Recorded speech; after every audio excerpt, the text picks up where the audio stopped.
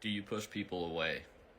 That's something I talk to a lot of my clients about almost on a daily basis. A lot of times people will subconsciously push other people away so that they can defend their own emotions. It's a defense mechanism. Connected with this is what I call kind of like the arm's length theory. I know you can't see this. Hopefully I can put my arm out here. Just like arm's length theory, right? Oh, by the way, inhale, exhale, breathing exercises, good stuff.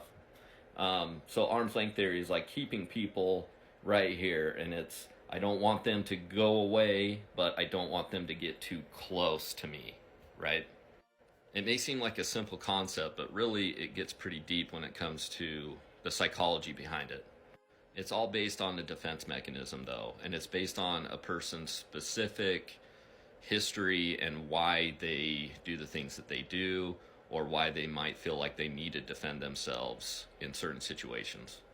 So this happens all the time in relationships. So I'll find somebody that will be dating somebody else, obviously, and then they'll get really nervous if things are actually going well. And then as we dig deeper in the therapeutic process, it'll come out where they'll describe how when they get too close to somebody, they start to get really nervous and anxious because they are afraid that on a again, this is all subconscious, so they're not consciously thinking about it. Subconsciously, they get emotionally triggered, and their subconscious thought is, if somebody else leaves me, or if I'm attached to them and then they leave me, I'm going to be really hurt. So it's better for me to not let them get too close. But then obviously the psychology behind not letting people go too far is, oh, well, the subconscious thought is I don't want them to leave me because then I feel rejected or abandoned. The ironic thing about this is you'd think it'd be competing between two sets of emotions, but really it's the same emotion. So if somebody gets too close and then they leave them, it's rejection and abandonment. I mean, that's just two. There could be more. Or if they keep them at arm's length and then they decide to leave, or you're pushing them away, then yeah, you're not being rejected, but at the same time you still feel a sense of abandonment or loneliness. So a lot of the emotions are the same. Sometimes they can be different, and that's when you have to figure out what set of emotions that you're really trying to defend yourself from.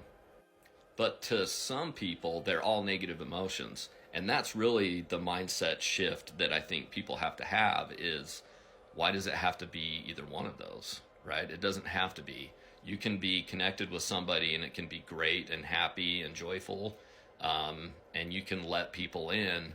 But then there's another set or another emotion that people are really afraid of, and that's vulnerability.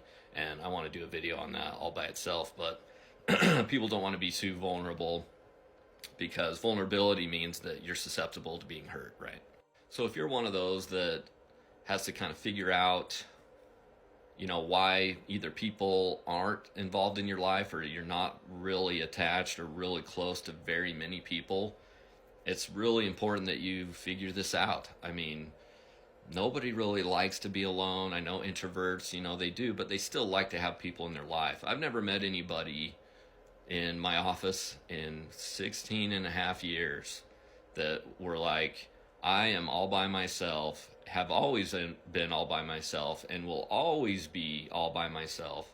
And I have never been happier in my entire existence. Most people want to have other people in their life. It doesn't have to be a lot of people, but just like a couple people, right?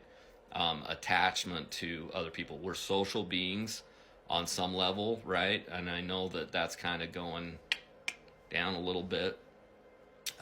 And it's due to a lot of different things. I'll get into that a whole nother time. But anyways, the important part of my ramble is for you guys to understand that if you are protecting yourself from certain emotions, you've got to know where those emotions come from as well. So do they come from you've been hurt so many times that you just don't want to let people close to you, but you also hate being lonely, so you can't let them go. You don't want to be abandoned, Were you abandoned as a child?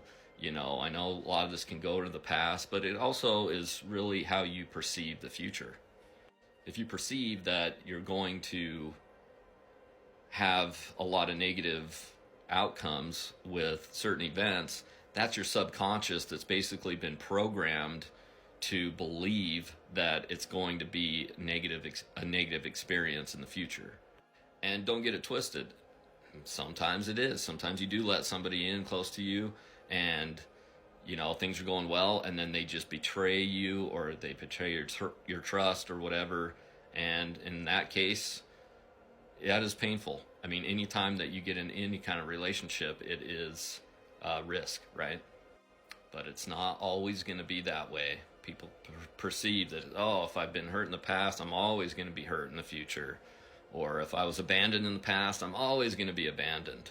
You know, those are concrete beliefs that really keep people from being able to progress. And so, anyways, to wrap this video up, identify if you're one of those that push people away, or if you just don't let them get too close, or you keep them there. You know, you don't want them to leave, but you don't want them to get too close. Really important concepts to understand the psychology behind yourself, why you do these things. You can do a lot of self-reflection, but if you're in therapy or whatever, you know, really dive into that and then figure out why these defense mechanisms are so strong for you. And if you wouldn't mind, comment below and let me know if that's you, if you do things like that, why you think you do things like that, and then how you can allow yourself to be vulnerable in the future so this doesn't continue.